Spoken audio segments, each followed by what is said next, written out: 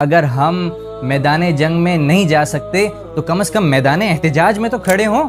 جب ہمارے علماء کرام نے جہاد کی صدا بلند کی، ہمارے اپنے ملک کے اندر ہی ایسی شخصیات سامنے آ گئیں جنہوں نے صرف اس پر اعتراض نہیں کیا بلکہ بد اخلاقی کی حدیں پار کر دی۔ علماء یہ نہیں کہتے کہ بھائی جاؤ بندوق اٹھا لو، مگر علماء یہ ضرور کہتے ہیں کہ اگر آپ میدان جنگ میں نہیں اتر سکتے تو احتجاج کے میدان میں تو آ جائیے، مظلوموں کے حق میں آواز تو بلند کیجیے۔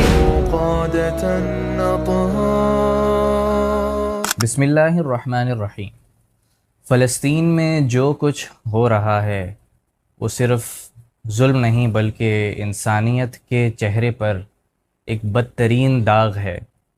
اسرائیل نے گزشتہ تقریباً 2 سالوں سے مسلسل نہتے فلسطینی مسلمانوں پر ظلم و ستم کے پہاڑ توڑے، معصوم بچوں کو بے دردی سے شہید کیا گیا، بزرگوں کو نشانہ بنایا گیا، یہاں تک کہ گھروں کو ملبے کا ڈھیر بنا دیا گیا۔ مگر ہمارا المیہ یہ ہے کہ جب ہمارے علماء کرام نے جہاد کی صدا بلند کی تو دشمنان دین کے ساتھ ساتھ ہمارے اپنے ملک کے اندر ہی ایسی شخصیات سامنے آ گئیں کہ جنہوں نے صرف اس پر اعتراض نہیں کیا بلکہ بد اخلاقی کی حدیں پار کر دیں۔ حیرت ہے، وہ لوگ جو ہمیشہ مغربی ایجنڈے کی ترجمانی کرتے ہیں آج مسلمانوں کے دفاع کی بات سن کر کیوں بھکلا گئے؟ کیا ان کے ضمیر مردہ ہو چکے ہیں یا ایمان کبھی تھا ہی نہیں؟ آج جب اسلام آباد قدرتی آفات کی زد میں ہے، جب آسمان سے ایسے اولے برس رہے ہیں کہ درختوں کی شاخیں جھڑ گئیں، گاڑیوں کے شیشے چکنا چور ہو گئے اور لوگ خوف سے گھروں میں دبک گئے، کیا یہ محض اتفاق ہے؟ نہیں، یہ اللہ کی طرف سے تنبیہ ہے۔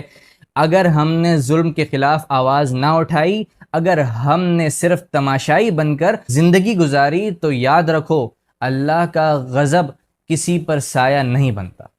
علماء تو صرف یہ کہہ رہے ہیں کہ اگر ہم میدان جنگ میں نہیں جا سکتے تو کم از کم میدان احتجاج میں تو کھڑے ہوں، ظلم کے خلاف آواز بلند کریں۔ ریاست اگر مجبور یا غفلت کا شکار ہے تو ہم پر لازم ہے کہ اپنے ایمان کو زندہ رکھیں، اللہ کے سامنے اپنا چہرہ روشن کریں۔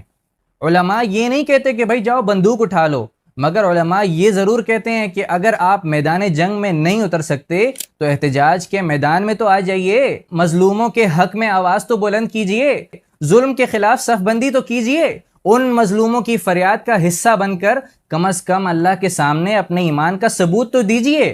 ریاست اگر مجبور ہے، بے بس ہے یا خاموش ہے تو ہم پر لازم ہے کہ ہم اپنی ذمہ داری پوری کریں تاکہ روز قیامت ہم یہ کہہ سکیں یا اللہ تیرا پیغام ہم نے پہنچا دیا، ہم ظالموں کے خلاف تیرے دین کے ساتھ کھڑے رہے۔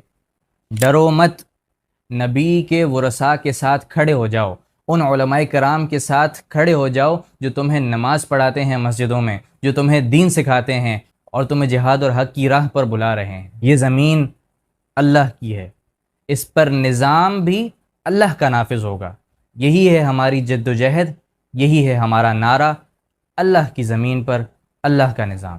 اے ابن آدم، ایک میری چاہت ہے، ایک تیری چاہت ہے، ہوگا وہی جو میری چاہت ہے، بس اگر تو نے سپرد کر دیا اپنے آپ کو اس کے جو میری چاہت ہے تو وہ بھی میں تجھے دے دوں گا جو تیری چاہت ہے۔